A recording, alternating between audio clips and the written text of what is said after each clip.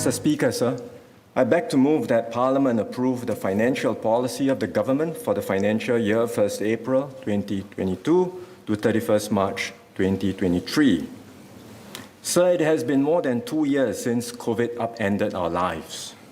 During this period, we mounted multiple public health responses that pushed us to new limits. We faced a major economic challenge and fought to save lives and jobs. All of us adapted to different restrictions as the virus threat evolved. Some had to put plans on hold. Others were kept apart from loved ones. Throughout these challenges, Singaporeans have rallied together and supported one another. I want to express my deep appreciation to our stout-hearted healthcare workers who have been unwavering on the front lines, as well as many others who have kept Singapore going, our public officers, our transport workers and those in social services, our safe distancing ambassadors, our hawkers and F&B operators, as well as our migrant workers. Most of all, I thank all Singaporeans for your strong cooperation and support, complying with our measures, coming forward to get vaccinated, trusting the government, and keeping faith with one another. The last 2 years have shown us that there is nothing predictable about this virus. But as the global pandemic enters its 3rd year, we will have to adjust to the new normal. We cannot let it change our hopes, our aspirations, our values. We are much stronger now compared to when the virus first emerged. We have improved our public health defenses and strengthened our collective resilience. We have one of the highest vaccination rates in the world. And we continue to invest in and secure access to a wider range of booster and treatment options. So as we navigate this Omicron wave and any future wave of infection, I am confident that we can overcome whatever lies ahead and make further progress in our journey to live with COVID-19. We are starting the year on a positive note. Our economy has rebounded strongly from our worst recession since independence. We worked together to cushion the effects of COVID-19. We planned, we consulted, we took action. We committed close to $100 billion over the past 2 years to support Singaporeans and businesses through the uncertainties of COVID-19. The close tripartite partnership between the unions, employers, and the government enabled us to take decisive and timely actions to preserve jobs and create new ones even through this crisis. Our measures have borne fruit. The resident unemployment rate has come down to 3.2%, close to pre-COVID levels. The median income of full-time employed residents grew by 1% in real terms last year, after a decline of 0.4% in 2020. We expect to see steady recovery this year. Singapore will continue to benefit from the pickup in the global economy. This will be supported by more widespread vaccination and booster efforts in the major economies like the US and the Eurozone. The recovery of our key trading partners in the region will also support our growth. That said, 2022 is not free of risk.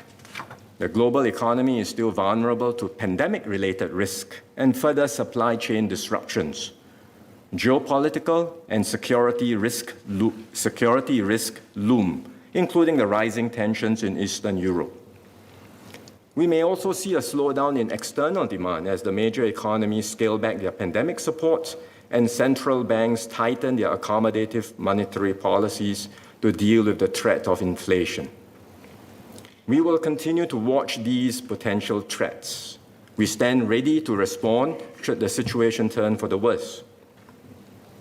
Barring fresh disruptions, I expect the Singapore economy to continue to do well. Our economy should grow by 3 to 5% this year. Our investment pipeline is also strong.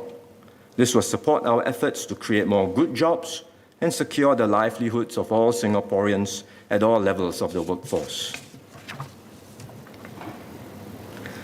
While the overall outlook is positive, I recognize that there are still segments of the economy that are still struggling.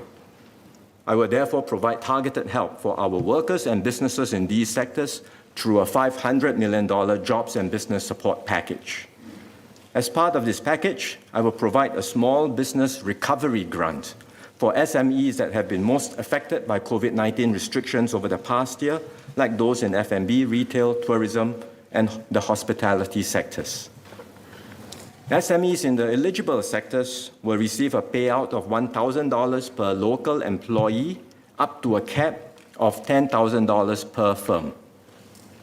Local sole proprietors and partnerships in eligible sectors, as well as SFA licensed hawkers, market, and coffee shop holders who do not hire local employees, will also receive a $1,000 payout. In addition, workers who continue to face income loss due to COVID-19 can apply for the COVID-19 recovery grant, which we have extended to the end of this year. And I will also extend the jobs growth incentive by 6 months to September this year, with step-down support rates reflecting the improved labor market conditions.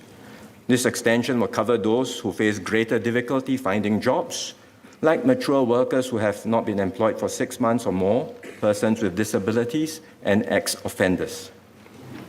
Aside from this package, I will continue to extend targeted assistance for the aviation sector. This includes measures to ensure public health and safety at the airport, as well as to preserve core capabilities. We must preserve and enhance our status as an international aviation hub, and the Minister for Transport will share more at the COS. As our economy reopens, the harder-hit sectors should progressively see improved prospects. Meanwhile, these support measures will provide temporary relief for our businesses and workers. We are also closely monitoring the risk of rising inflation and cost of living. The rise in prices comes after an extended period of low inflation over the past decade. It has been driven mainly by the recovery in global demand amidst continuing supply chain dislocations, and especially by the rise in energy prices. We are also seeing the effects of the expansionary macroeconomic policies pursued by the US and other developed countries to revive their economies following the onset of the pandemic. And this is why the MAS had taken the preemptive step of raising the rates of appreciation of its exchange rate policy band in October last year and again last month to help dampen inflationary pressures. I recognize the immediate concerns of businesses and households and will provide significant additional support in this budget to help them tide over the current period of higher prices. For businesses, the spike in the cost of materials and electricity has led to cash flow concerns. To support companies with their cash flow needs, I will extend the temporary bridging loan program and the enhanced trade loan scheme with revised parameters for another 6 months from 1st April to 30th of September this year. I will also extend access to project loans for the domestic construction sector for another year from 1st April this year to 31st March next year. And this is on top of the foreign worker levy rebates that construction firms are receiving currently. For households, I will introduce a household support package. As part of the package, I will double the Gsd Voucher U-Save rebates for the rest of this year. Eligible HDB households will receive additional rebates of up to $285. I will provide children below the age of 21 with a top-up of $200 each in their child development account, EduSave account, or post-secondary education account. This will be on top of their annual EduSave top-ups they already receive. I will also distribute another set of $100 CDC vouchers this year to support all Singaporean households in their daily expenses. And the vouchers can be used at participating heartland shops and hawkers. All these amount to a significant package of $560 million to help Singaporeans with their utility bills, children's education, and daily essentials. Details of the jobs and business support package and the household support package are in the annex.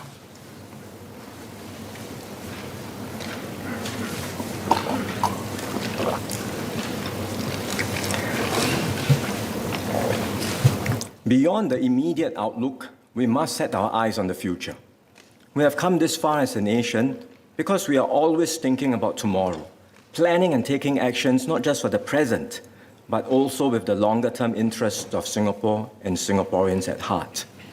So we must position ourselves now for the challenges and also the opportunities of the decade ahead.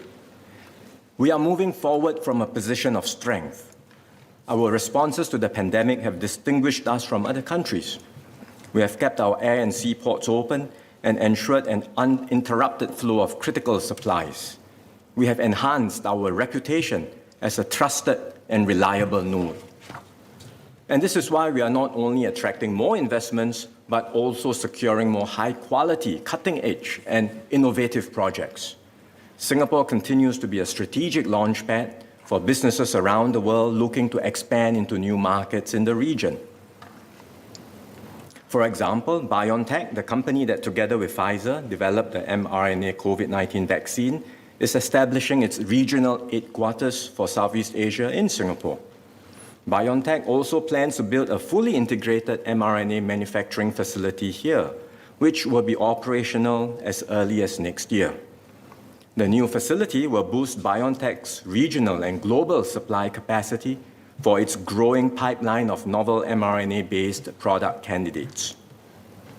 Together with other new investments and plans to build businesses and headquarter operations in Singapore, this will create many good jobs for Singaporeans. Our ability to create jobs will depend on how quickly we restructure and transform the economy to take advantage of new opportunities. It will also depend on us getting our foreign worker policies right. So even as we adjust these policies, we must remain open and welcoming to talent from around the world. On the whole, we are making good progress. Our productivity is increasing, enabling continued income growth for our workers. We are advancing as a smart city with our world-class infrastructure and digitally enabled workforce as our key competitive strengths. We also have a more vibrant startup and innovation ecosystem. Last year alone, 11 Singapore-based startups achieved unicorn status, no mean feat for a small city-state. These and other technology firms create many highly skilled jobs and opportunities for Singaporeans. So our economic prospects are good, but we will have to contend with new external challenges and adapt quickly to a new environment. We have entered a new era of greater contestation for influence between countries and blocs, which may erode the rules-based multilateral system that has been so crucial to Singapore's success. In particular, rivalry between the two great powers, US and China, has intensified and will impact the world for the rest of the decade and more. The pandemic has also turbocharged the move to a digital future. Every time a task moves to the digital realm, it becomes easier to use software to automate and optimize it. Such new digital technologies will disrupt and reshape businesses and impact a wide range of jobs across all sectors of the economy. Our local businesses, especially those that are digitally savvy, will be able to take advantage of the rich opportunities on offer and transcend our geographical limitations. But this cuts both ways, as it will also be possible for MNCs to reshore more functions to their home countries as they seek to simplify and localize their supply chains. In short, we are entering a future where conditions are more volatile, the global environment more unpredictable, and change more fast-paced than ever. We can and must adjust and still excel in this new environment.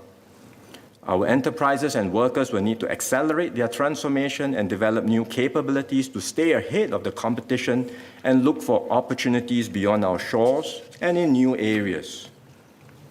But there will be segments of our society who are displaced.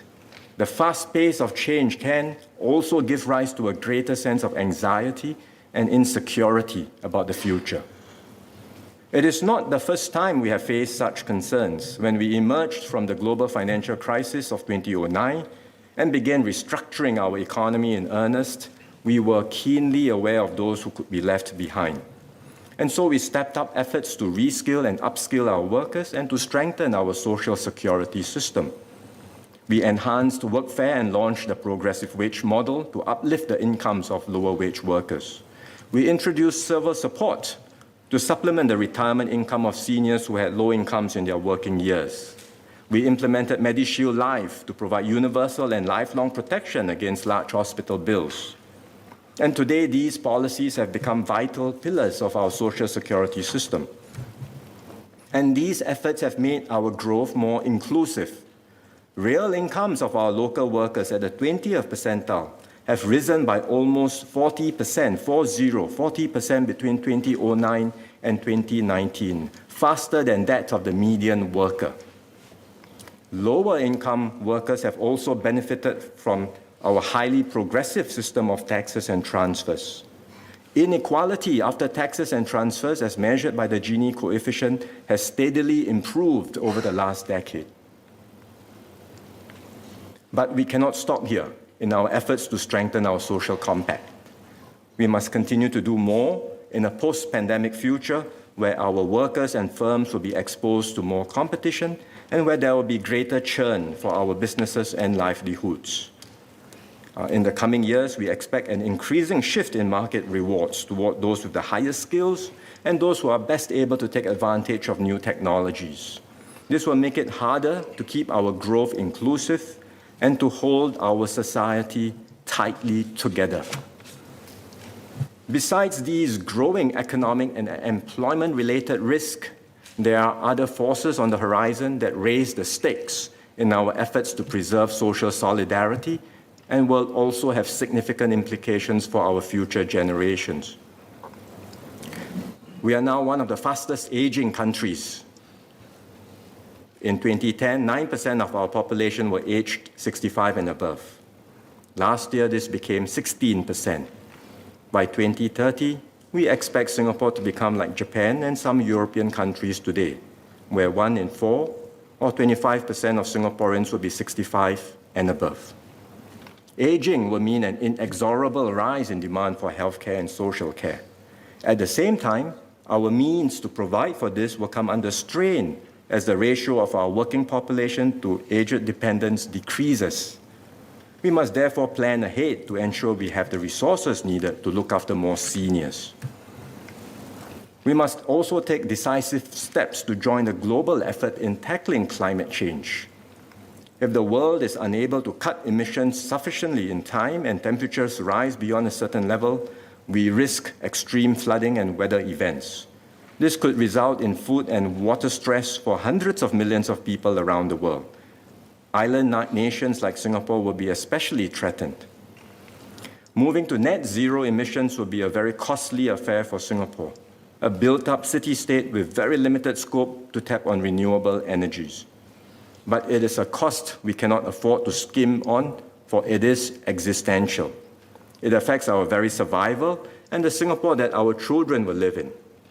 So we must take actions now to progressively decarbonize our economy and change our way of life. The changes brought about by the pandemic, rising geopolitical contestation, climate change, as well as domestic issues like our rapidly aging society. These are the defining challenges of our time. They call for robust policy responses to reinforce our resilience and retool our capabilities for the future. More importantly, to overcome these major tests and trials, we must continue to stand united as one. And this is why it is more important than ever to renew and strengthen our social compact and to reaffirm our values and what we stand for as a nation. Our existing social compact has been shaped by our history, beginning as a young and vulnerable nation thrust into independence. We start and maintain the basic premise that no one owes us a living and that we are responsible for our own defense and survival. The pillars underpinning our social compact, the individual, community groups, businesses, and the state, all play a role complementing one another and contributing to a system of mutual support. The individual works hard to be self-reliant and to provide for his or her family. Community groups, be it unions, charities, or voluntary associations, come together to help different groups of people. Employers do their part to invest in workers, advance their well-being, and improve the quality of jobs. The government creates the conditions for a vibrant economy, invests heavily in our citizens, and delivers essential public services. The government, working actively with the community and tripartite partners, also provides an extra hand to those who start with less, to keep social mobility a defining feature of our society, to mitigate life's inevitable inequalities, and to provide support for the elderly. Even with the demands of building a nation and reinvesting continually in our future, we have been able to keep public expenditures in Singapore extremely lean. Government spending today, excluding COVID-19 related expenditure, stands at $88 billion, or about 18% of GDP. This is probably the lowest among the more developed economies. Yet it has produced social and economic outcomes that have been better than most. We generate sufficient revenues to fund this expenditure and to maintain a balanced budget. We are supported by our net investment returns contribution, or NIRC, which is a continuing stream of income from the reserves we have accumulated over the years. Over the past 5 years, NIRC provided, on average, a revenue stream of around $17 billion, or about 3.5% of GDP. So this means that for every dollar we spend on public services, about 80 cents is funded by tax, and the remaining 20 cents is funded through the NIRC. This fiscal approach has enabled us to keep our overall tax burden low. Currently, half of our workers do not have to pay personal income taxes. And in particular, for the middle income, we have deliberately ensured a low tax burden so that they can enjoy the rewards of their hard work.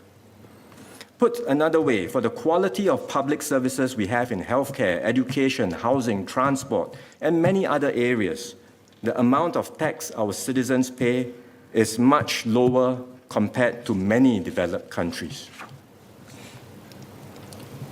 The continental European and Nordic countries have a different social compact arising from their different histories. They have much higher levels of state-financed welfare provisions designed to meet the needs of their citizens from cradle to grave. The governments typically spend well above 30% of their GDP, 30. To fund such a spending, they impose high income taxes, usually much higher than 30%, even for the middle income group, as well as consumption taxes that range from 20 to 25%. We do not intend to adopt the European model of comprehensive universal welfare and high taxes. But as we tackle the challenges of a changing world, and as our own society ages and faces new stresses, we will have to do more to preserve and strengthen the unity of our people and our social compact.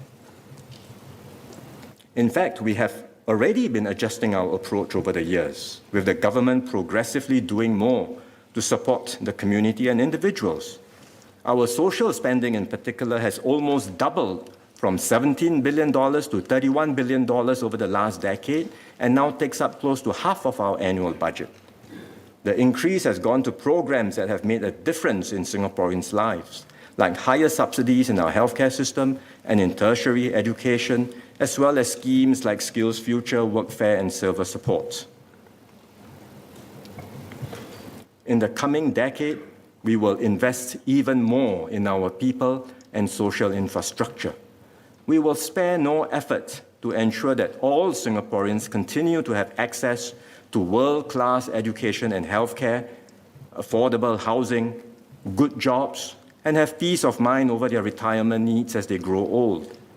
We will strengthen our system of collective risk sharing so as to give Singaporeans more assurance in managing life's uncertainties. We want every Singaporean to know and feel that he or she has a stake in our society, that everyone's contributions matter, and that they will not be left to fend for themselves when times are down. We want to uphold that sense of obligation to each other and strengthen the assurance that whatever the challenges we face, We will always have each other's back. These plans require additional spending. They reflect the need to respond to lasting structural shifts in our society, as well as our new social and environmental aspirations. The spending requirements will therefore be recurring in nature, not temporary. Given this, it will not be right to dip into our reserves to meet these new needs. We must husband our reserves for use in major crises and emergencies, as was necessary during the global financial crisis, and especially in the last 2 years. We must ensure that we continue to get a steady stream of income from the reserves to benefit both today's generation of Singaporeans and our children and grandchildren. So let me summarize our fiscal outlook over the coming decade. On the expenditure side, our needs are significant and growing. By 2030, we expect government expenditures to increase to more than 20% of GDP. Most of this increase in spending will go to healthcare. On the revenue side, we will not have enough to cover the additional spending needs. The stream of income from NIRC should keep pace with economic growth over time, in spite of a more challenging global investment environment. But our sharply slowing labor force growth and hence slower GDP growth compared to the last decade will constrain our tax revenues. This is why we will make significant enhancements to our tax system in this budget. These tax adjustments will help to raise additional revenue and also contribute to a fairer revenue structure. And that means everyone chips in and contributes to a vibrant economy and strengthened social compact. But those with greater means contribute a larger share. At the same time, we are mindful of the impact of the tax increases on households and businesses, and will have a very comprehensive set of measures to cushion the impact and help Singaporeans adjust. This budget, therefore, is about charting our new way forward together. It is a first step in renewing and strengthening our social compact for a post-pandemic world, and in realizing our vision of a fairer, more sustainable, and more inclusive society.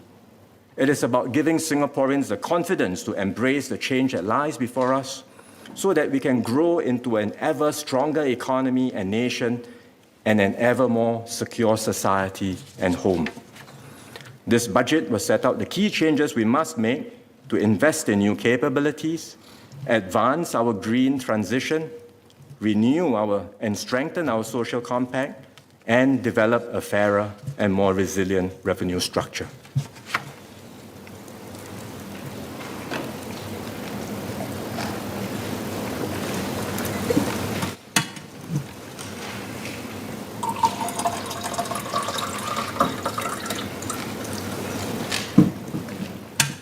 Sir, to stay ahead in the race, we must redouble our efforts to invest in new capabilities. Even before COVID-19, we had started to restructure our economy. And through the industry transformation maps, or ITMs, we have been steadily building up the capabilities we need for the future. We have also opened up new avenues of growth by strengthening our network of free trade agreements and enhancing cooperation with like-minded partners in the digital and green economy. But much more work lies ahead. Crucially, we have a window of opportunity over the next few years to establish leading positions in key market segments. So we will accelerate our investments in new capabilities to power our next stage of growth. Our first priority is to strengthen our digital capabilities. Today, we are one of the most connected cities in the world and amongst the first to roll out a 5G standalone network. In parallel, we have built digital utilities like SingPass, MyInfo, and PayNow that allow our people and businesses to access digital services and transact seamlessly and safely. We will invest further to meet our future needs. We will upgrade our broadband infrastructure to increase broadband access speeds by around 10 times over the next few years. We will also invest in future technologies like 6G to ride the next communications and connectivity wave. The use cases for such high speeds are still nascent, but there are many new possibilities for augmented and virtual reality tools limited only by our imagination. Alongside infrastructure improvements, I will set aside an additional $200 million over the next few years to enhance schemes that build digital capabilities in our businesses and workers. More details can be found in the annex, and the Minister for Communications and Information will also elaborate further at the COS. Second, we will push for pervasive innovation across the economy. Innovation is built on strong R&D foundations, and that is why over the years we have steadily increased the government's investment in R&D, maintaining it at about 1% of GDP, comparable to other small advanced economies. I will continue to sustain our investments in R&D with $25 billion set aside under the Research, Innovation and Enterprise, or RIE 2025 strategy. Public investments in R&D also serve as a catalyst for similar investments in the private sector. Unfortunately, our total business expenditure on R&D still lags other economies. Presently, most of this R&D is driven by MNCs, which have greater scale and better resources. Local enterprises, which comprise about 80% of all firms, account for only about a quarter of total business R&D expenditure in Singapore. I will therefore provide more support for our local firms to undertake R&D activities. We currently have a network of more than 80 centers across our polytechnics and ITE, engaging in technology, innovation, and enterprise activities. These centers work closely with SMEs to undertake industry projects, many of which have led to new innovations. For example, Nanyang Polytechnic's Automation and Robotics Innovation Center collaborated with Sanwa Intech Asia, an SME that supplies the automotive industry, to design and implement robotics and automation solutions. Mr. Deputy Speaker, with your permission, I would like to show some slides on the screen. Please do. Thank you, sir. One of the solutions is a robotic tool that emulates an operator's handling of hot molded products. Previously, you will need a human operator to do the work manually. Now, they get the job done using the robotics system. So Sanwa Intech has significantly raised production volume while reducing its energy consumption. Students from Nanyang Polytechnic also had the chance to work on these projects. One of them, as you see on the screen, is Alicia Ong, who is now working at Sanwa Intech after completing her internship there. So such collaborations are a win-win.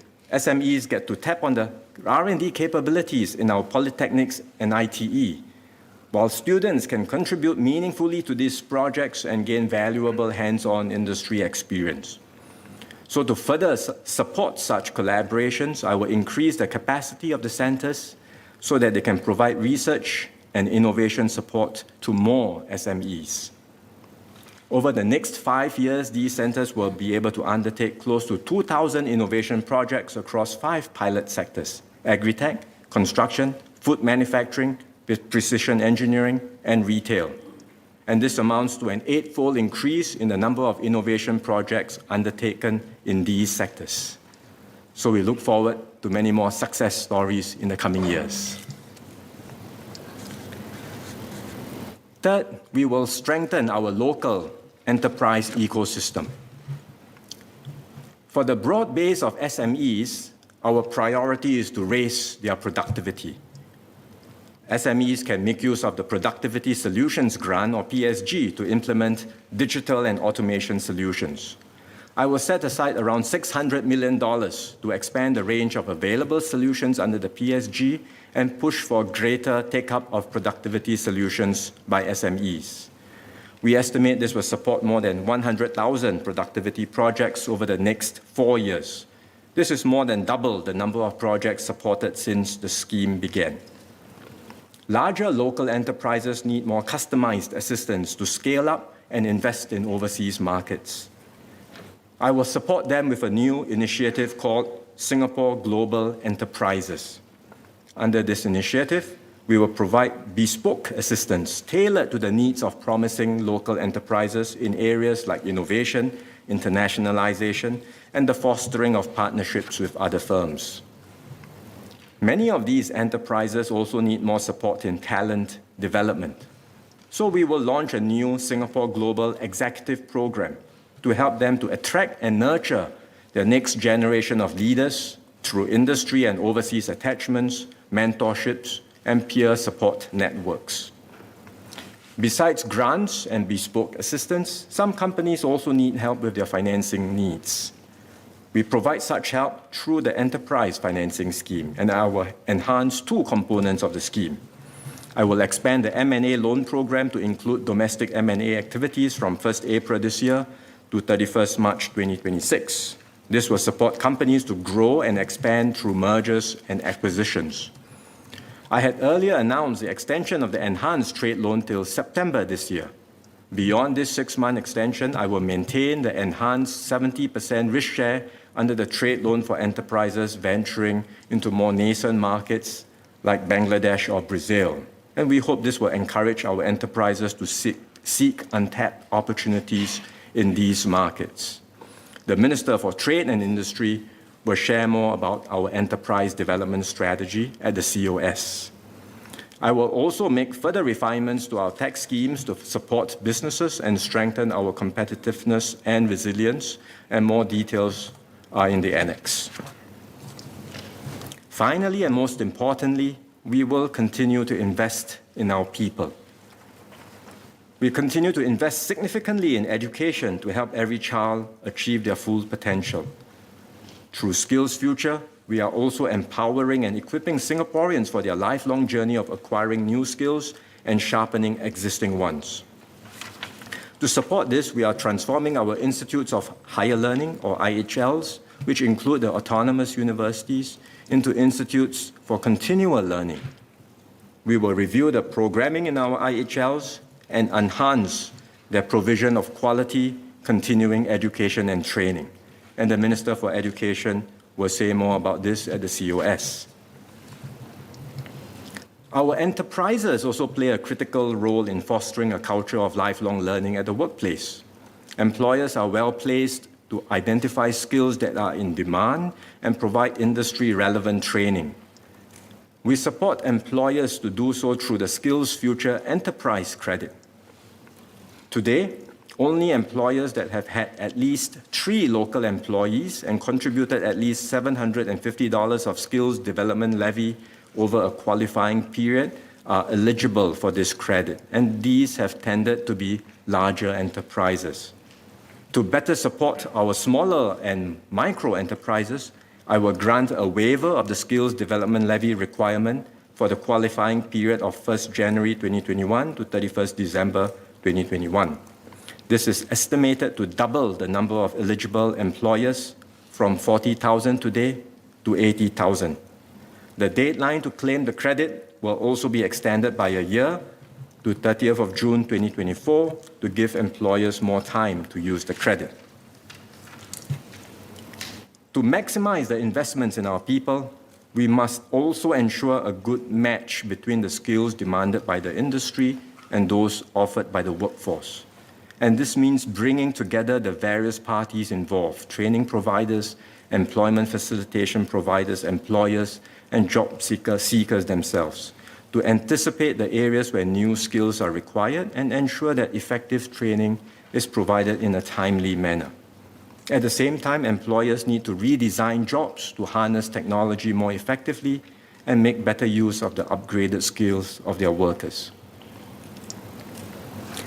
Our tripartite partners, especially the unions, help to achieve this. And one approach that NTUC has championed and that has proved effective is the Company Training Committees, or CTCs.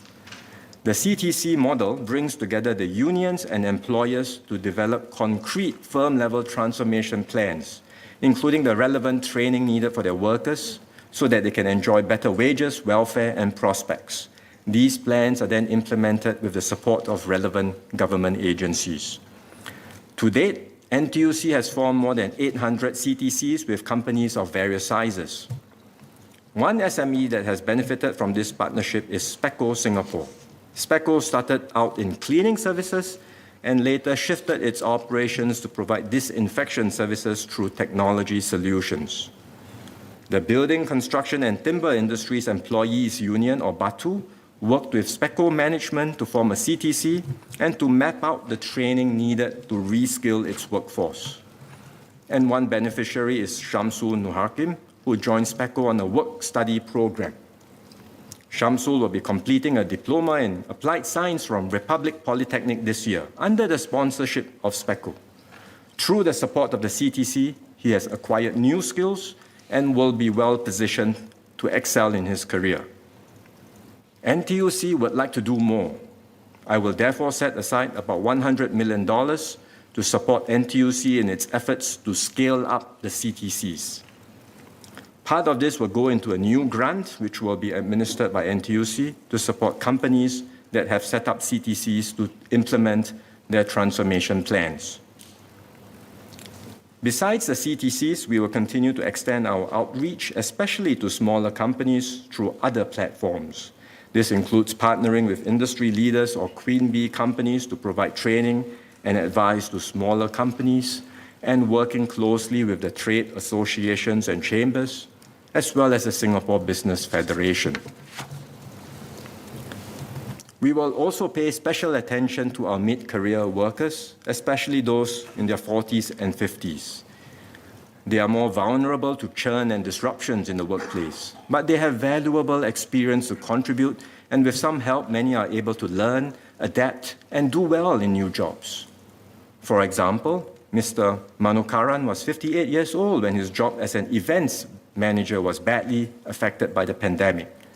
He decided to move to a new area and took a leap of faith into digital marketing. Through the Career Conversion Program for digital advertising professionals, he joined an IT business solutions company and picked up new skills. Now, he is a digital marketing manager, a job with good prospects in the digital economy. Today, we have a range of support measures to help mid-career workers. For Mr. Manukaran and his employer, what worked was a place and train arrangement, meaning he was first hired and then given on-the-job training by the company. In other cases, an attach and train modality may be more appropriate. For example, if a company is not yet ready to commit upfront to hiring more staff.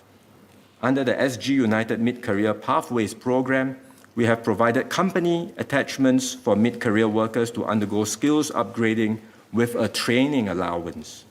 We will make such company attachments for mature mid-career workers a permanent feature of our training and placement ecosystem. Finally, there is the train and place route, where individuals first attend training in areas with good hiring opportunities before searching for a new employer. In recent years, and especially during the pandemic, we have significantly expanded such training opportunities. We will continue to enhance our provision of high-quality, industry-oriented training courses through a new Skills Future Career Transition program. These courses will be highly subsidized, and after the training, we will provide employment facilitation services to maximize the job seekers' prospects. Even as we invest in Singaporeans, we must continue to stay open and bring in manpower and skills from around the world. By combining local and foreign professionals, we form the best teams in Singapore to create value together. This gives us that extra advantage to excel amidst intense global competition and to create many more good jobs and career choices for Singaporeans. We have in place a comprehensive foreign worker policy framework to allow companies to access a diverse pool of manpower. We continually review and adjust the key policy parameters in the framework and will introduce several changes. First, we will update the framework for employment pass or EP holders. EP holders should be professionals and senior executives who can contribute to our economy, sharpen the skills of those they work with, and strengthen our workforce. To ensure that EP holders are of the right caliber, we adjust the minimum qualifying salary from time to time. Because how much the employer is prepared to pay is a practical indicator of the quality of the EP holder. We will aim to ensure that incoming EP holders are comparable in quality to the top one-third of our local PMET workforce, those with professional, managerial, executive, and technical jobs. Therefore, from September this year, the minimum qualifying salary for new EP applicants will be raised from the current $4,500 to $5,000. For the financial services sector, which has higher salary norms, this will be raised from the current $5,000 to $5,500. The qualifying salaries for older EP applicants, which increase progressively with age, will also be raised in tandem. For renewal applications, these changes will apply from September next year to give businesses sufficient time to adjust. Beyond the qualifying salary, we will refine how we assess EP applications to improve the complementarity and diversity of our foreign workforce, and also to increase certainty and transparency for businesses. Likewise, for S-Pass holders, we have a minimum qualifying salary to ensure that those coming in are of the right quality. We will aim for the S-Pass holders to be comparable in quality to the top one-third of local associate professionals and technicians. Similar to the EP framework, we will increase the qualifying salary for S-Pass holders to achieve this, and we will do so in phases. In the first step, we will raise the minimum qualifying salary for new S-Pass applicants from the current $2,500 to $3,000 in September this year. We will also introduce a higher minimum qualifying salary of $3,500 for the financial services sector, and the qualifying salaries for older S-Pass holders will be raised in tandem. Thereafter, the minimum qualifying salary for new S-Pass applicants will be raised in September next year and again in September 2025. The specific salary values will be announced closer to the implementation date based on the prevailing local wages then. And similar to EP, the changes will apply to renewal applications 1 year later to give businesses time to adjust. In addition, we currently regulate the number of S-Pass holders with sub-dependency ratio ceilings and levies. To better manage the flow of S-Pass holders, we will progressively raise the Tier 1 levy from the current $330 to $650 by 2025. Finally, our work permit policies in the construction and process sectors will be adjusted to spur greater productivity improvements and support more manpower-efficient solutions. This will help transform the sectors that have been more heavily dependent on foreign workers. The dependency ratio ceiling, or DRC, will be reduced from the current 1 to 7 to 1 to 5. The current man-year entitlement, or MYE framework, will be replaced with a new levy framework that will encourage firms to support more off-site work and employ more higher-skilled work permit holders. And to give companies time to prepare for the moves, these changes will take effect from 1st January 2024. The Minister for Manpower will elaborate further on the foreign worker policy changes at the COS.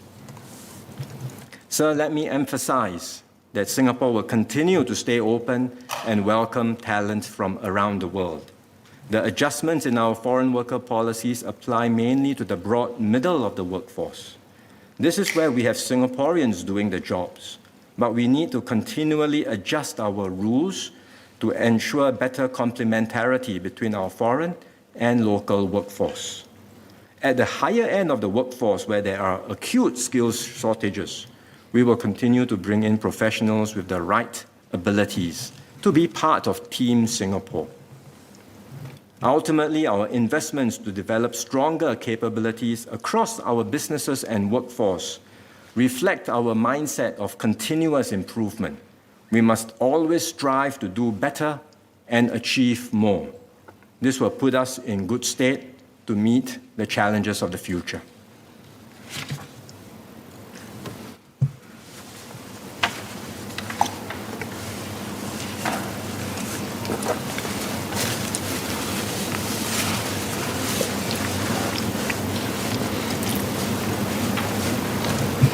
Mr. Speaker, Mr. Deputy Speaker, I will now speak about our green transition. Climate change is a global crisis that becomes more pressing with each passing year.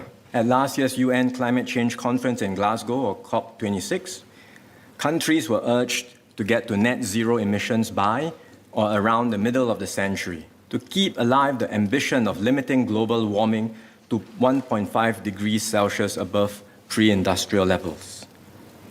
2050 is still about 30 years away, but unless deep reductions in CO2 and other greenhouse gas emissions occur in the coming decades, global warming will exceed 1.5 degrees or even 2 degrees in this century. So the world needs to take urgent action. Singapore is fully committed to doing our part in this global movement to tackle climate change. But unlike many other countries, we are highly disadvantaged by a lack of natural renewable energy sources. We do not have huge rivers or hot springs to draw hydro or geothermal power. We do not have the land for wind or solar energy to be sufficient for our own needs. But thankfully, green technologies have been improving by leaps and bounds. Alternative low-carbon solutions like carbon capture, utilization and storage, and hydrogen are starting to look more plausible. Carbon markets are also growing steadily. At COP26, Singapore helped to finalize a landmark decision on Article 6 of the Paris Agreement, which unlocks the door for carbon credits to be traded on a global basis. Such developments give us greater confidence to review our long-term climate goals. 2 years ago, we made an international commitment to peak our emissions around 2030. And we also announced our long-term low emissions development strategy, or LEDS, to halve our emissions from its peak by 2050 and to achieve net zero emissions as soon as viable in the second half of the century. Singapore takes these commitments very seriously. We are on track to achieving our 2030 target. We have since reviewed our longer-term plans. With advances in technology and new opportunities for international collaboration in areas like carbon markets, we believe we can bring forward our net zero timeline. We will therefore raise our ambition to achieve net zero emissions by or around mid-century. We will consult closely with industry and citizen stakeholder groups to firm up and finalize our plans before making a formal revision of our LEDS later this year. To achieve this net zero ambition, we will need to set the right price of carbon so that businesses and individuals will be able to internalize the cost of carbon and take actions to moderate their emissions. When we introduced the carbon tax in 2019, we kept the initial tax low at $5 per ton of emissions to give businesses time to adjust. To move decisively to achieve our new net zero ambition, we will need a higher carbon tax. I will therefore raise our carbon tax to $25 per ton in 2024 and 2025. And $45 per ton in 2026 and 2027, with a view to reaching $50 to $80 per ton by 2030.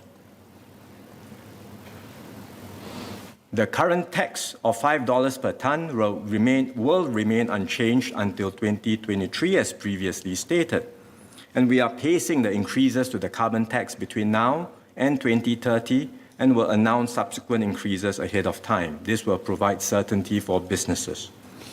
Besides this, we will not impose an additional carbon tax on the use of petrol, diesel, and compressed natural gas.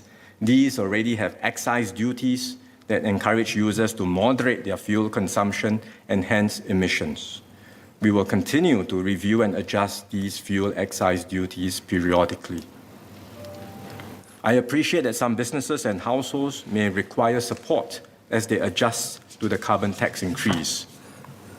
For example, we are mindful that firms in our emissions-intensive and trade-exposed sectors may face higher costs than those in countries with lower or no carbon tax.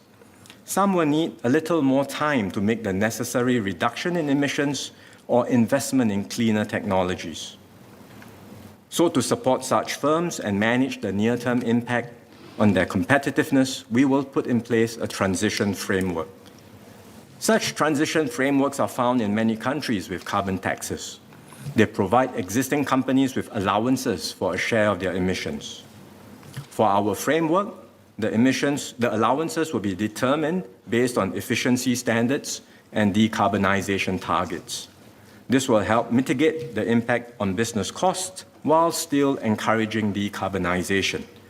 We will continue to engage affected companies on the design of the framework prior to its implementation in 2024.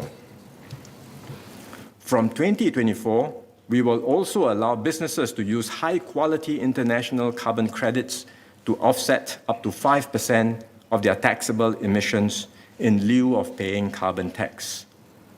This will moderate the impact for companies. It will also help create local demand for high-quality carbon credits and catalyze the development of well-functioning and regulated carbon markets. We will also do more to support companies, especially SMEs, to invest in energy-efficient equipment and decarbonization solutions. For households, the higher carbon tax will be felt mainly through an increase in utility bills. At $25 per tonne, this would translate to an increase of about $4 per month in the utility bills for an average 4-room HDB household. We will provide support, such as additional USAVE rebates, to help cushion the impact during the transition. And more details will be announced next year ahead of the carbon tax increase in 2024. I should clarify that I do not expect to derive additional revenue from this increase in the carbon tax. Some of the revenue will be used to cushion the impact on households and businesses. A large part of the revenue will be used to support a decisive shift toward decarbonization through investments in new low-carbon and more energy-efficient solutions. These investments will help to lower our emissions and bring us closer towards our net zero goal. The path towards net zero will entail significant economic restructuring and changes in how we live and work in the future. All of us, the public, businesses, the government, will face difficult choices. Costly investments may be required, for example, to import or generate low-carbon energy. But now is the time when we must move decisively toward the future of a net zero world. This will allow us to tap fully on the many exciting possibilities in this green transition. And that is why we launched the Singapore Green Plan 2030 last year, to bring everyone on board our sustainability movement. Over the coming decade, we expect to see a greening of traditional sectors of our economy, like aviation, energy, and tourism. At the same time, emerging green sectors like green finance and carbon services will grow in prominence. Millions of new green jobs will be created around the world, and demand for talent with green skills will increase. Moving quickly will position Singapore to build on our competitive advantages to capture these opportunities. We can become the go-to location in Asia for expertise in carbon services and the trusted regional marketplace for carbon credits. As a keynote for international air and sea transport networks, we can become a forerunner, a front-runner in the development of sustainable aviation and marine fuels. In the financial services sector, for example, green finance is one of the fastest growing segments. Singapore now accounts for close to half of the ASEAN green bond and loan market. We aim to do more so that banks and financial institutions will use Singapore as a base to develop their capabilities and to develop innovative green financial solutions to service their customers all over Asia and the world. The public sector will do its part to develop a robust green finance market. we aim to issue up to $35 billion of green bonds by 2030 to fund public sector green infrastructure projects. This will include bonds issued by the government as well as statutory boards. The government will also publish a Singapore Green Bond Framework and issue its inaugural green bond later this year. Green finance is just one of many exciting new areas of green growth. As I mentioned just now, there are many more such opportunities across every sector of the economy. We aim to move Singapore into the forefront of green technologies, where new innovations are developed, trialed, scaled up, and eventually exported to the rest of the world. We will work hard to grab first-mover advantage and develop new engines of growth in the green economy. Another important pillar of the Singapore Green Plan is to transform our living environment, make it a greener and more sustainable home and a beautiful city in nature for all to enjoy. And one aspect we've been focusing on is transport. We aim to be a car-light city supported by a comprehensive public transport network, which is the cleanest and most energy-efficient mode of transport. And this is why we are maintaining our policy of zero growth rate for private vehicles. We are perhaps the only city in the world which has taken this bold step. For those who wish to drive, we want their vehicles to be cleaner. Hence, we had announced our intention to phase out internal combustion engine vehicles by 2040. For passenger vehicles, the most promising clean energy option is electric vehicles or EVs. We have provided significant incentives for EV adoption. In fact, within a year, the EV share of new car registrations has jumped from just 0.2% in 2020 to around 4% last year. Given this momentum, we will further accelerate EV adoption by building more charging points closer to where we live. To do this, infrastructure upgrades will be necessary, and the financing can come from green bonds. Mr. Deputy Speaker, Singapore is fully committed to doing our part on the global climate change agenda. Various ministers will elaborate more on our efforts under the Singapore Green Plan at the COS, because this is truly a whole-of-government effort. In advancing our green transition, we will strive to be a bright green spark and to secure a more sustainable future for ourselves and for the world.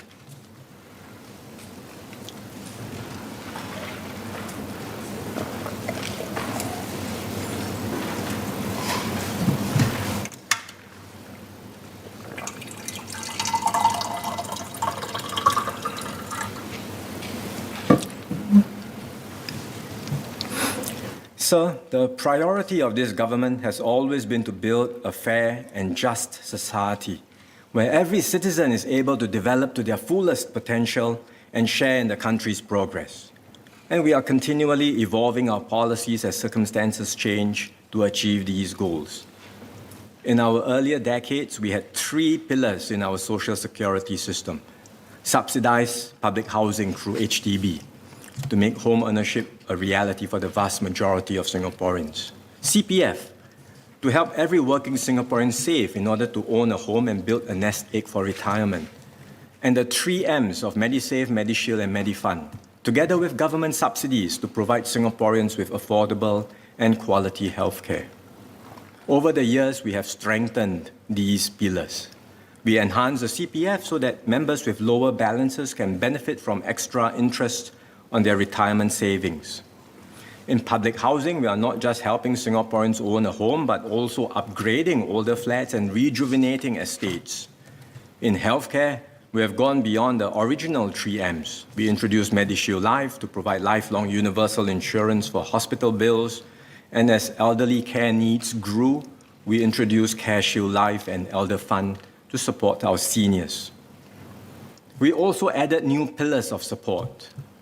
We put in place ComCare to help people through temporary difficulties and get support while they are being trained for new jobs. We implemented Workfare to uplift our lower wage workers, and to complement Workfare, we introduced Silver Support to provide an additional plank of support for seniors with limited lifetime earnings. Besides these 5 pillars of social support, we have invested more heavily in education as a social leveler and a source of opportunity for every Singaporean. In recent years, we have been investing more, not just in the formal years of schooling, but also through life, starting with Kids Start, preschool, and extending through adulthood through Skills Future. Over the past year, we have engaged around 6,000 participants in our conversations on Singapore women's development.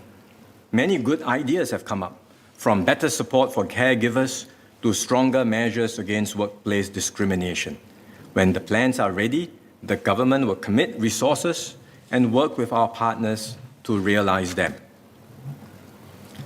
So we have been doing more to strengthen our social compact over the years and across many fronts. But as new stresses emerge and as we enter a more volatile and unpredictable environment, we will take further decisive steps to strengthen the architecture of social security and opportunity for all Singaporeans. Our healthcare needs in particular will grow as our population ages.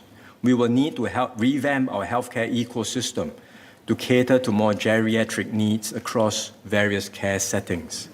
Healthcare will therefore be the major driver of increased social spending in the coming decade.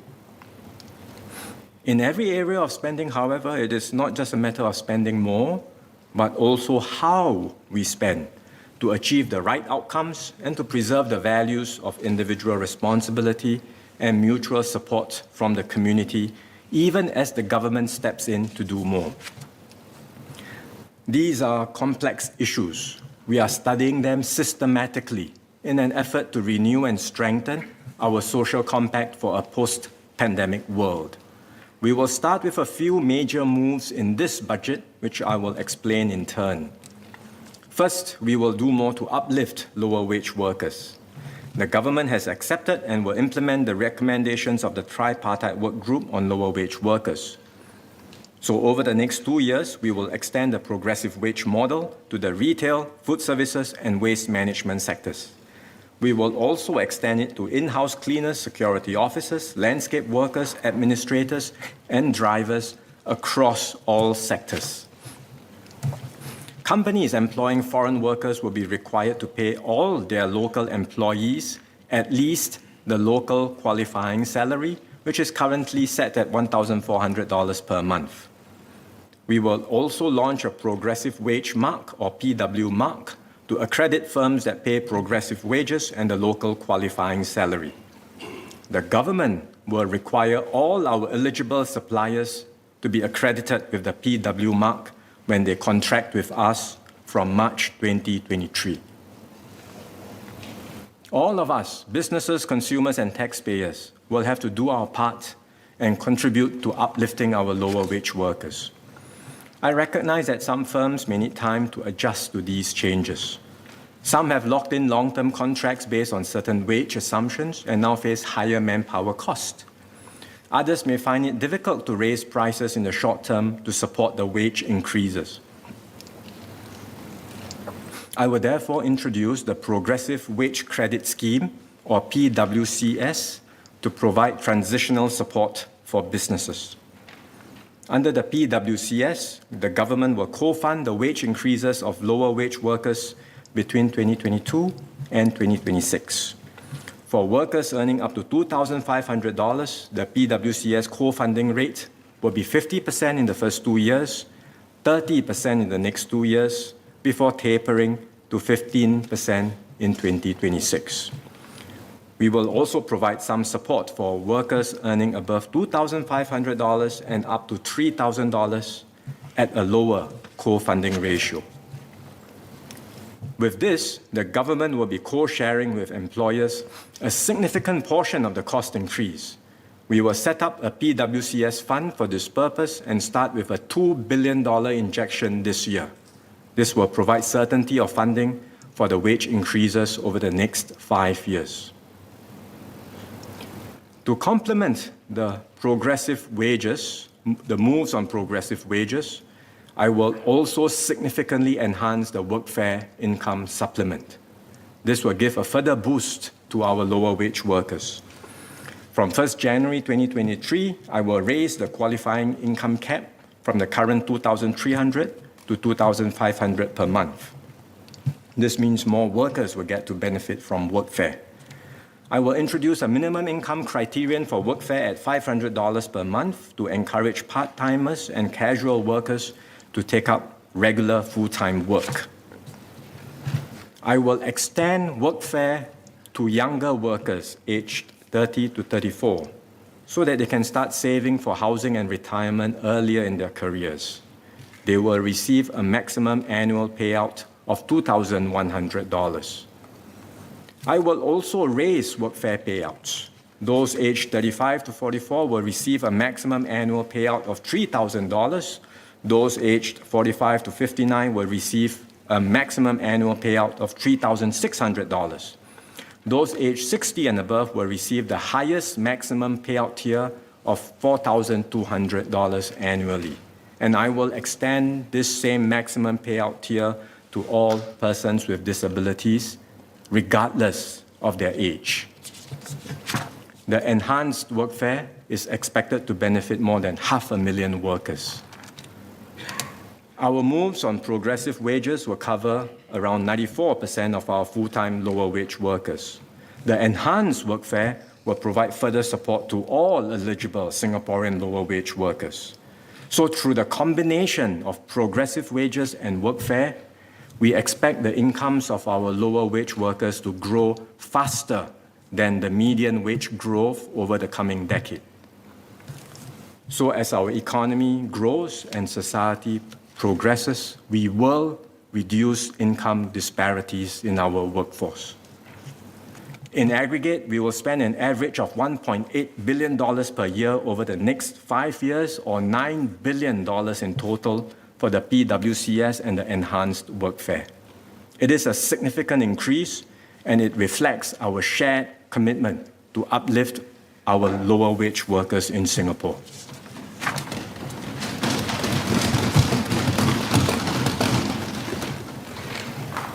Next, we will enhance the retirement adequacy of Singaporeans, especially for senior workers who are preparing for retirement. Following the recommendations of the tripartite work group on older workers, we will continue to increase the employer and employee CPF contribution rates for workers aged 55 to 70. We implemented the first increase this year and have been providing employers with a 1-year CPF transition offset equivalent to half of the increase in employer CPF contributions. We will continue with the next step of increase in 2023 and provide employers with a similar offset. This means that workers aged 55 to 70 will see a total increase of 3 to 4 percentage points in their CPF contribution rates over these 2 years. Additionally, with rising standards of living, we will adjust the CPF Basic Retirement Sum, or BRS, to provide members with higher monthly CPF payouts in their retirement years.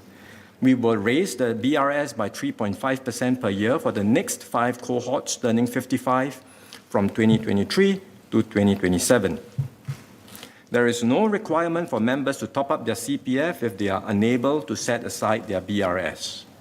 Those who set aside the BRS when they turn 55 in 2027 will receive payouts of close to $1,000 per month when they are 65, and these payouts will continue for the rest of their lives. This will give them greater assurance for their basic retirement needs. Just as we uplift our vulnerable groups, we will also continue to enhance social mobility. The government is committed to ensuring that all Singaporeans have the opportunities to do well for themselves, no matter their background or starting points. This is why we continue to invest heavily in our children, to give every Singaporean child the best possible start in life. We are now doing more upstream, starting with preschool years, to provide additional support for children from low-income families. Yet, we know that some vulnerable children fall out of or behind in our education system because of difficult conditions at home. Early intervention in their formative years can make a big difference in their lives. One important intervention is to provide these children with a more conducive living environment to grow up in. For second-timer low-income families, we have the Fresh Start housing scheme to help them purchase a home of their own. We will enhance the scheme to better support families in their journey towards home ownership. And the Minister for National Development will share more at the COS. Another effective intervention is the Kickstart program, which taps on a network of community partners to provide upstream support for eligible families with young children. Under Kickstart, parents and caregivers are guided to support their child's development at home, in the community, and in preschools.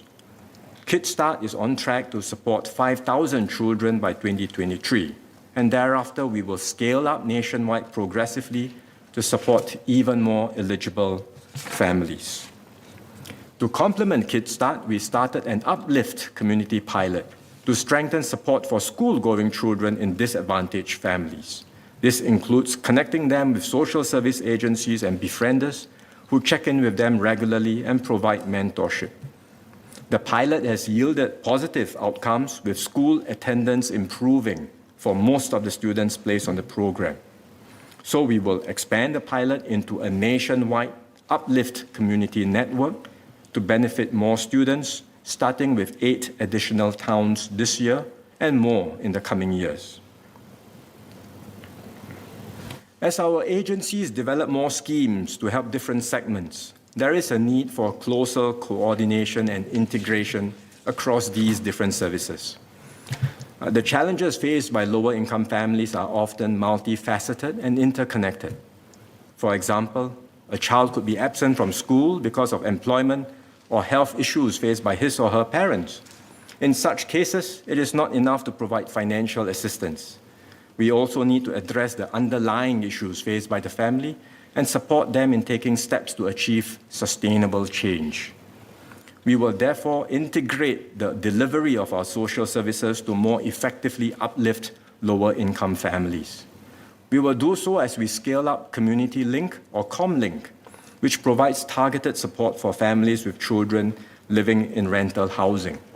This involves taking a family-centered approach to address each family's challenges so that they can keep their family situation stable, become self-reliant, and eventually achieve social mobility. We will partner each ComLink family to develop an action plan that is customized to address their specific needs and aspirations. Each family will have dedicated and trained befrienders to support them toward achieving their action plans.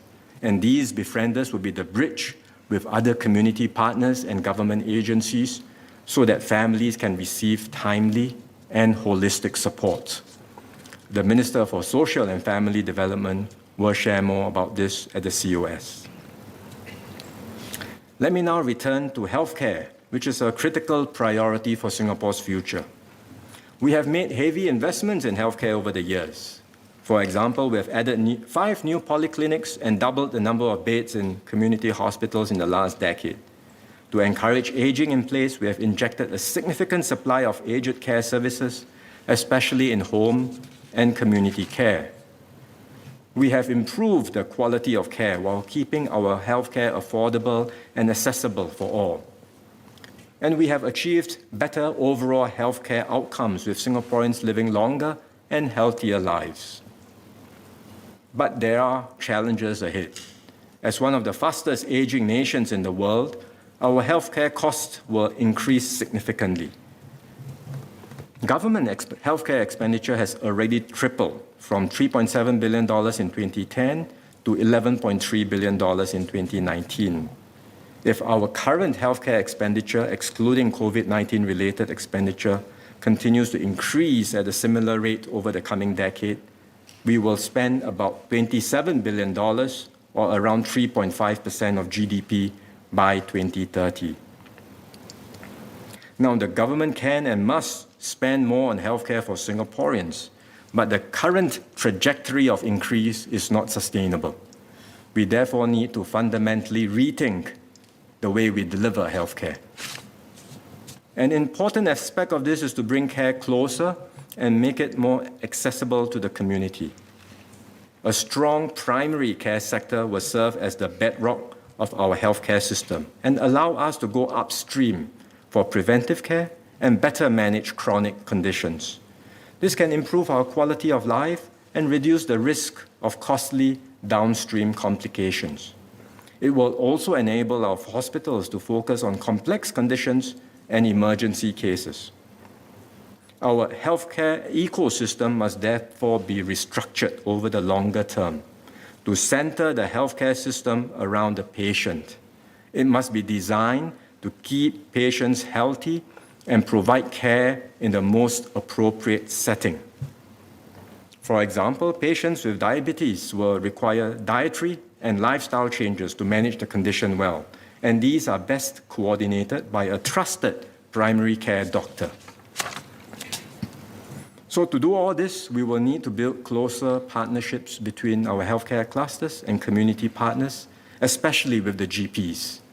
We will also need to integrate our healthcare IT systems so that information can flow beyond hospitals to community healthcare providers to enable quality care and maximize convenience to patients. We are thinking through this healthier SG strategy carefully. It will entail a review of our resourcing approach and healthcare financing schemes, as well as the need for more upstream investments in preventive healthcare. This will be a challenging, long-term effort involving many components and stakeholders. But if we succeed, we will be able to use our resources more effectively while providing quality care and enabling Singaporeans to stay healthy. Another aspect of healthcare that has been brought to the fore during the pandemic is mental health. The pandemic has been a stressful period for Singaporeans, but the issues of mental health that we face are not caused only by COVID-19. We want to make sure that the lessons learned are embedded into our healthcare and social support system in a sustainable and permanent manner. And therefore, we have established an interagency task force on mental health and well-being to coordinate efforts across public agencies and other stakeholders, and to enhance and integrate mental health and social services in the community. So we have a full agenda for healthcare, and the Minister for Health will elaborate on the plans and strategies at the COS. Beyond healthcare, we have over the last decade made progress in ensuring that persons with disabilities or PWDs lead dignified lives and are empowered to fulfill their potential across different life stages. We supported them through their early and schooling years with early intervention programs and special education schools. We built inclusive playgrounds across the island so that children with special needs can play with their peers. Through SG Enable, the employment of PWDs has increased and workplaces have been made more inclusive to cater for the needs of PWDs. We will continue to do more for this group.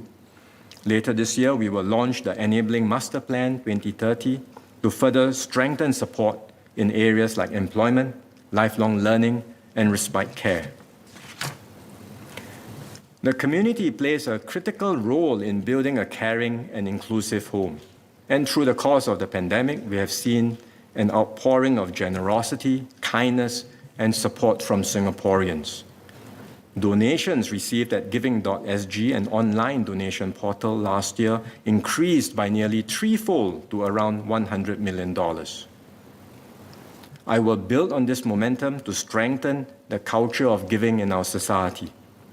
To provide more support for the charity sector and to encourage giving, I will provide a top-up of $100 million to extend the government support for Tote Board's enhanced fundraising program for 3 years until end FY 2024.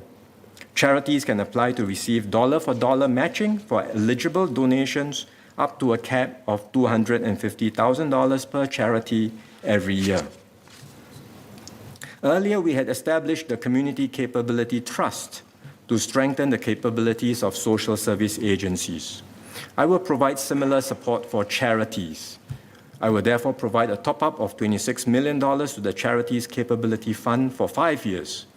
This will help to nurture a more productive and innovative charity sector and enable them to do more for the community. I will also continue to support our arts and sports sectors. The arts and sports provide meaningful outlets for self-expression and discovery. They help to strengthen our shared culture, our sense of identity, and they help unite us as one people. Last year, all of us cheered our Olympians and Paralympians as they flew the Singapore flag high in Tokyo. So to strengthen our high-performance sports ecosystem, I will extend the One Team Singapore Fund for another 5 years. This will provide dollar-for-dollar matching for donations to rally support for our Team Singapore athletes. And to further encourage cultural philanthropy, I will provide a top-up of $150 million to the Cultural Matching Fund for 3 years, which provides dollar-for-dollar matching for donations made to arts and heritage charities. Mr. Deputy Speaker, sir, I've outlined some of the key moves that the government will make to strengthen our social compact. We will continually review every aspect of our social policies to see what needs to be further adjusted and improved. This is a major multi-year agenda to strengthen our solidarity with one another as we prepare Singapore for the next bound.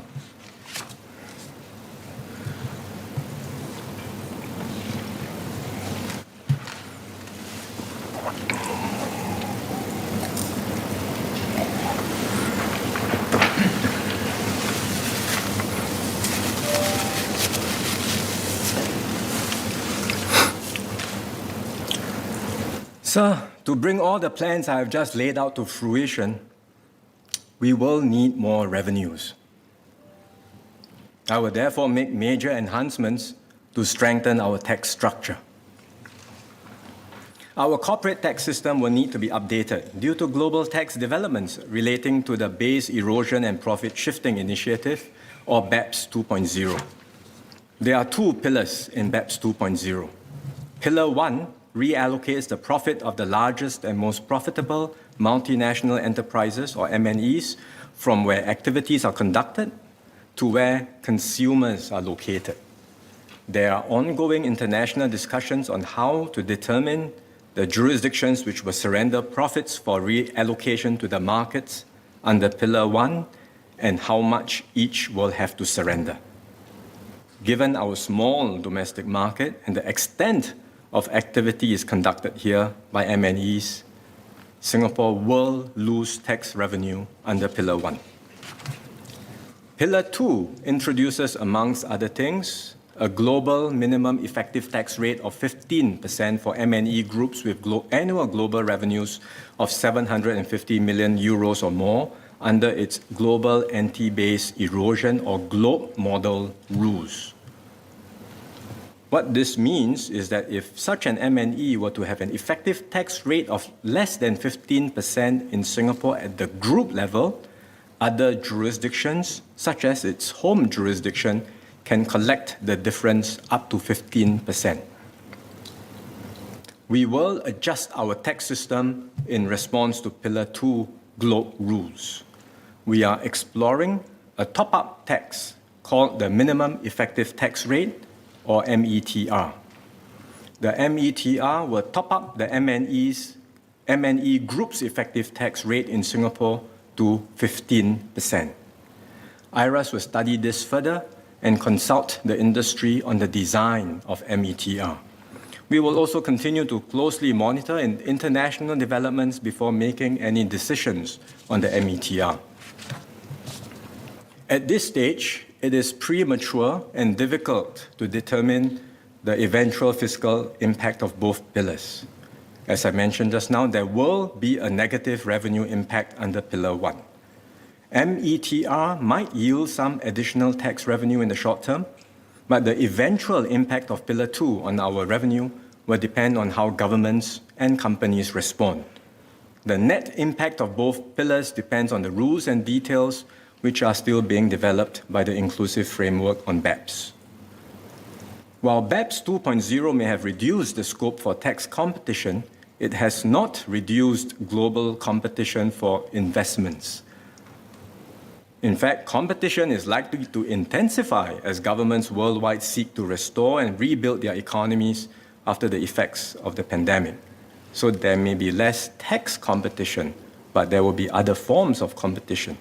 And we will have to take this into consideration and ensure that Singapore remains one of the best places in the world for business. We will therefore need more time to study these issues thoroughly and will announce changes in the corporate tax system when we are ready. Where personal income tax is concerned, there is room for greater progressivity so that those who earn more contribute more. I will therefore increase the top marginal personal income tax, or PIT rate, with effect from the year of assessment 2024.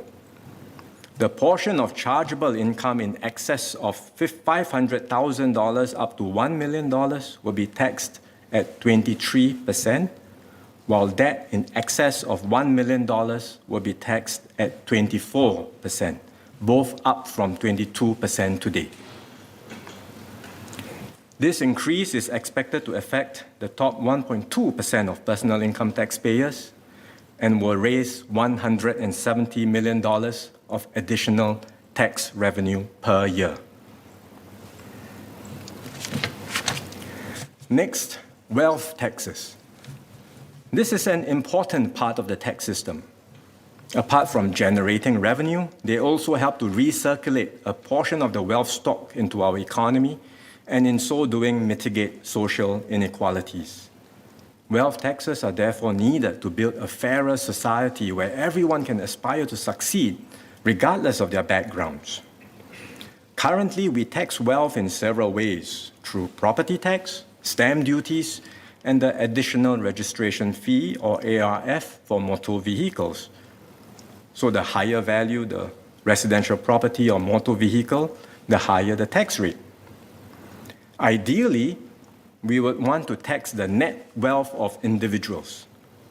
But such a tax is not easy to implement effectively. Estimating wealth accurately and fairly is a more complex exercise than estimating incomes. Further, many forms of wealth are mobile. And as long as there are differences in wealth taxes across jurisdictions, such wealth can and will move. Singapore is not alone in facing such challenges. Countries like Germany, France, and Denmark have stopped levying taxes on individuals' net wealth.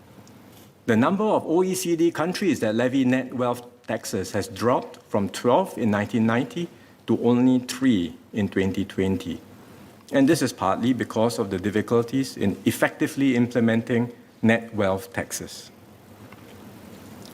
We will continue to study the experiences of other countries and explore options to tax wealth effectively. In the meantime, we will strengthen our current system of taxes.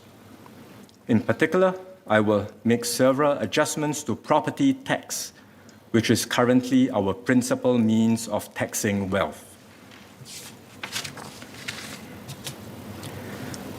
I will increase the property tax rates for non-owner-occupied residential properties, which includes investment properties. For such properties, I will increase the property tax rates from 10 to 20% currently, the current range, to 12 to 36%.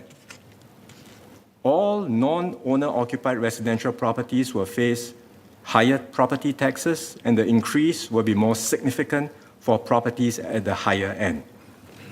With these changes, a large non-owner-occupied detached house in the central area with annual value, say, of $150,000 will see an annual property tax bill of about $43,000 per year.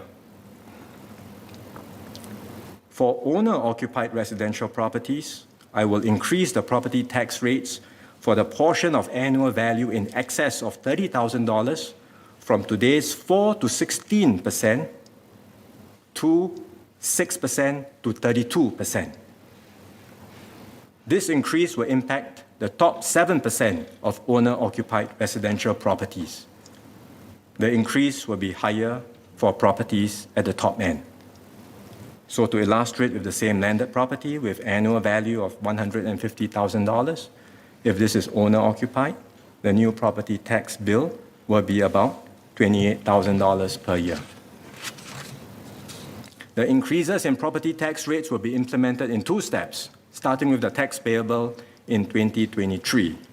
When fully implemented, they will raise our property tax revenue by about $380 million per year.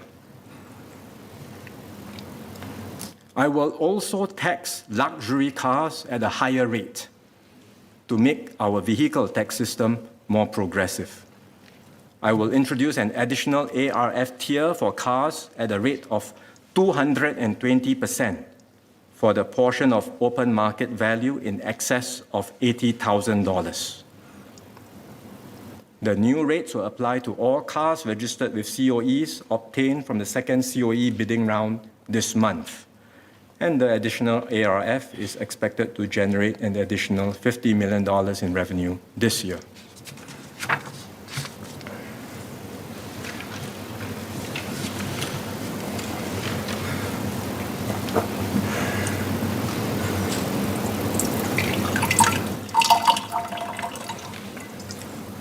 Finally, the GST.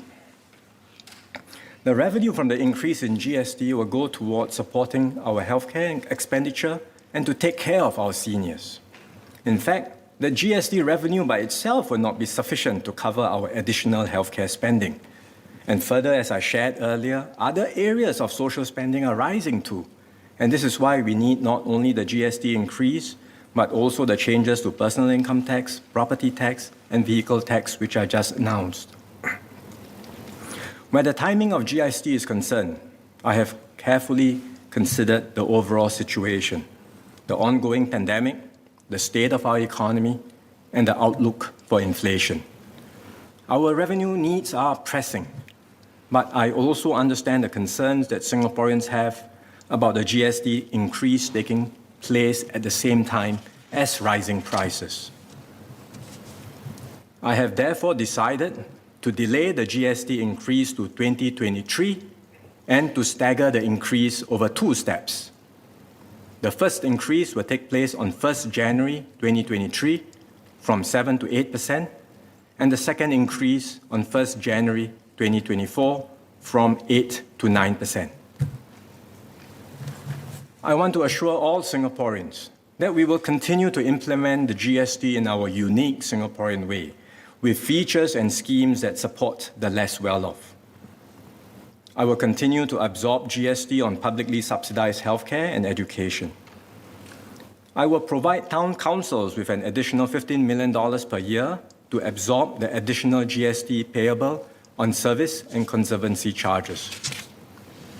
I will not increase government fees and charges for 1 year from 1st January 2023. This will apply to license fees as well as fees charged by government agencies for the provision of services. And this includes school fees, ITE and polytechnic fees, and charges in public car parks. To address concerns that businesses could use GST as a cover to raise prices, the government will stand up a committee against profiteering. The committee will be chaired by Minister of State for Trade and Industry, Ms. Low Yen Ling. We had earlier announced a $6 billion assurance package to cushion the impact of the GST increase for all Singaporeans. I will provide an additional top-up of $640 million to the assurance package. The enhanced assurance package will provide significant payouts to Singaporeans over the next 5 years. Every adult Singaporean will receive cash payouts totaling $700 to $1,600. Eligible seniors will receive a special GSTV cash seniors bonus totaling $600 to $900. Eligible HDB households will receive additional USAVE rebates totaling $330 to $570 depending on flat type. All Singaporean children and seniors will receive Medisave top-ups totaling $450. All Singaporean households will receive 2 tranches of CDC vouchers worth $200 each in 2023 and 2024. The vouchers can be used at all participating heartland merchants and hawkers as well as major supermarkets. Details are in the annex. For the majority of Singaporean households, the offsets from the assurance package will cover at least 5 years of additional GST expenses. And for lower income households, they will receive more, with offsets covering about 10 years' worth of additional GST expenses.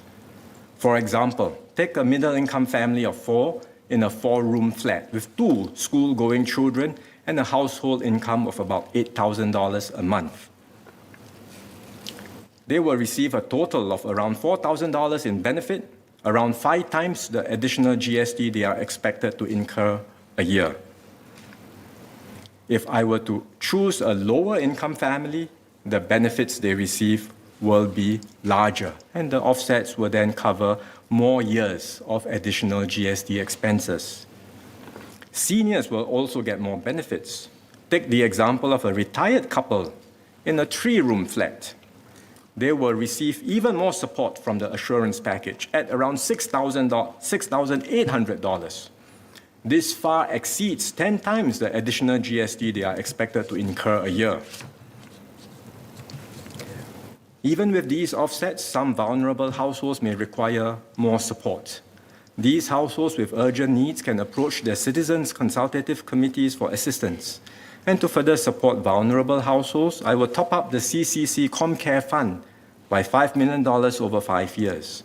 I will also provide a total of $12 million over 4 years to our self-help groups. In addition, businesses may need to adjust to the GST increase, so I will set aside close to $40 million under the Productivity Solutions Grant for businesses to apply for subsidized accounting and point-of-sale solutions.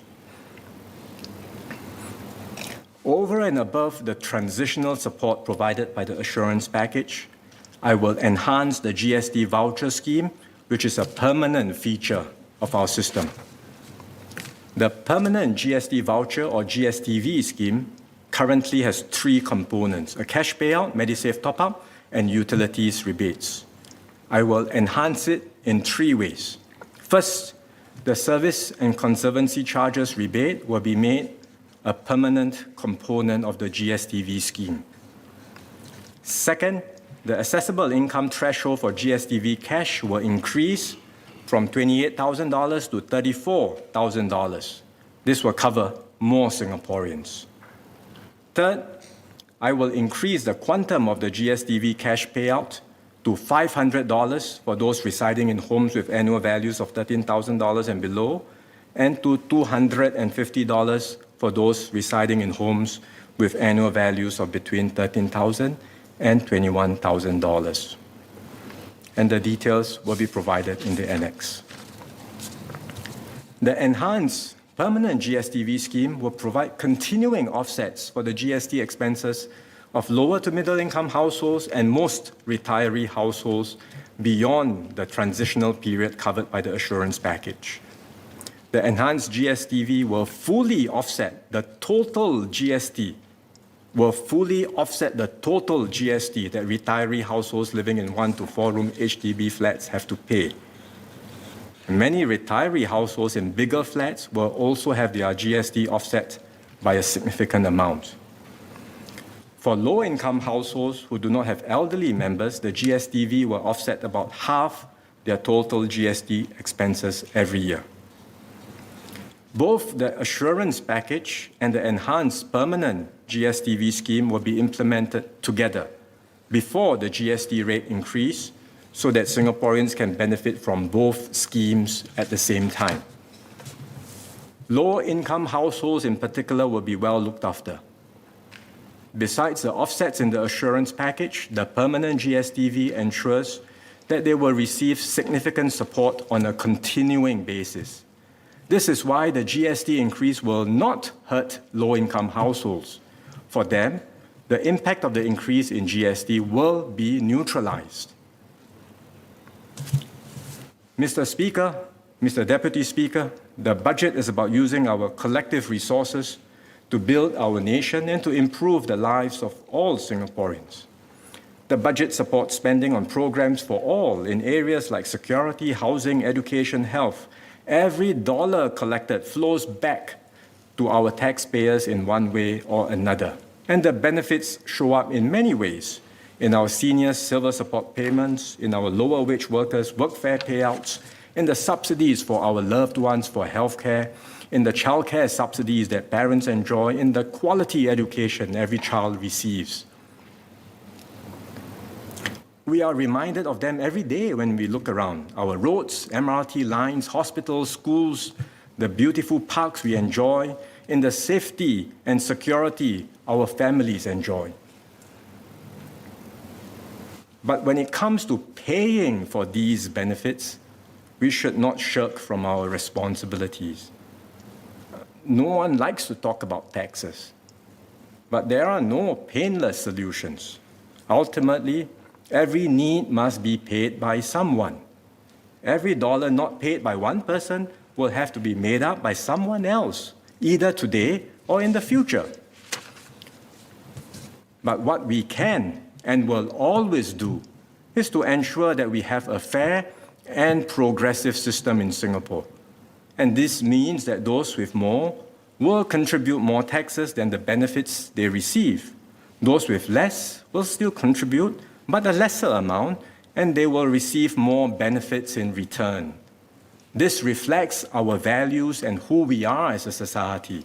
This is how we strengthen our social compact, and this is how we will fund our common aspirations for tomorrow.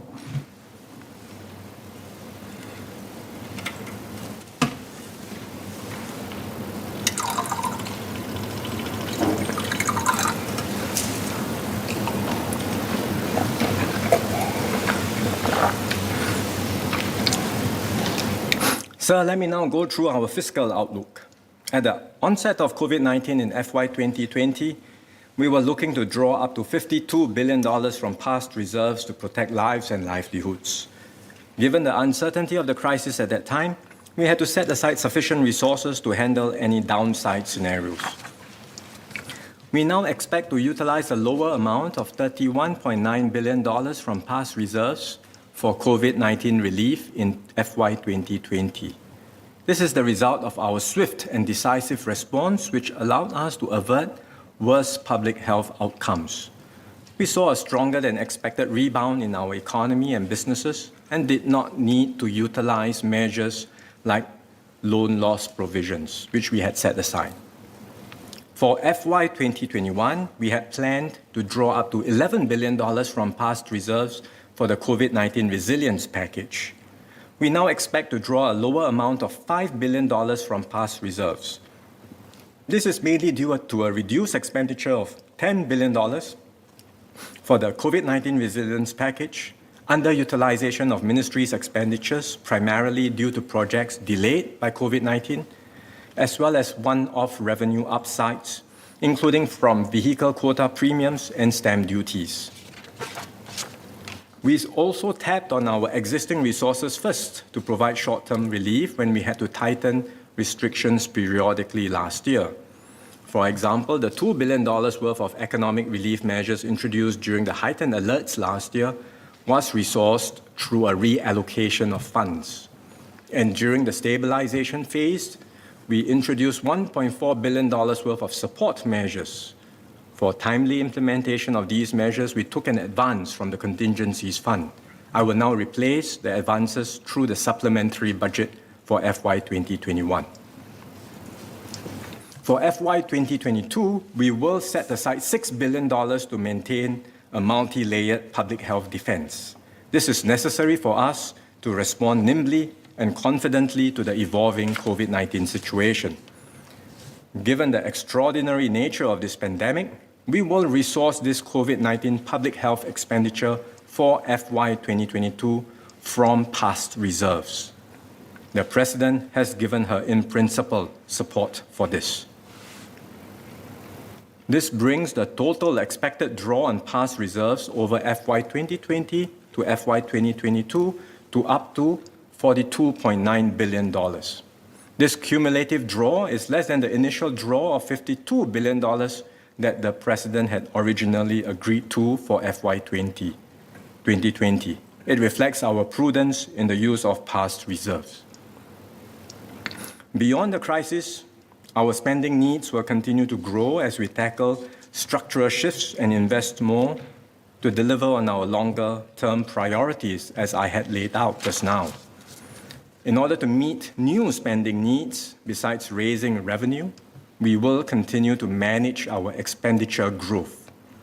Since FY 2017, we have implemented a 2% cut in the budgets of all ministries and organs of state to ensure we spend judiciously and achieve good value for money outcomes.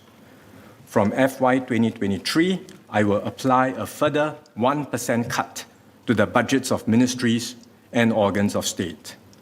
Funds from this adjustment will be channeled towards new priorities. Let me now summarize our overall fiscal position. For FY 2021, I expect an overall deficit of $5 billion or 0.9% of GDP. For financial year 2022, our budget remains expansionary to support the economy. I expect an overall deficit of $3 billion or 0.5% of GDP.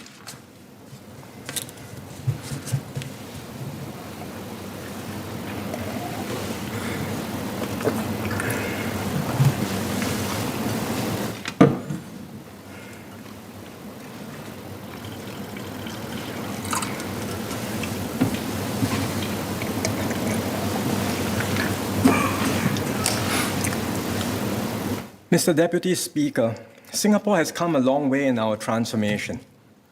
Life has not been perfect. We have stumbled and struggled here and there, but all things told, we can be very proud of where we are today.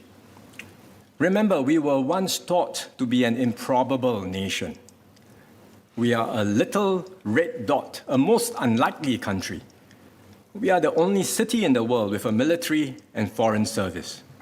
We are a diverse city in one of the most highly diverse regions in the world. We are the only city of this size that is also a country and a hub for the world. Throughout our nation's history, we have faced many crises. Our pioneers still remember what it was like during the Japanese occupation. World War II seems very distant to us, but for the survivors, the experiences left them with indelible lessons. There is an exhibition now at the National Museum marking the 80th anniversary of the fall of Singapore, with stories of those who lived through it. One of them is Madam Sim Soo Wee. She was just 7 years old when she lost her parents during the occupation. She still remembers vividly the hardships of war and how she and the people around her persevered through the most difficult days.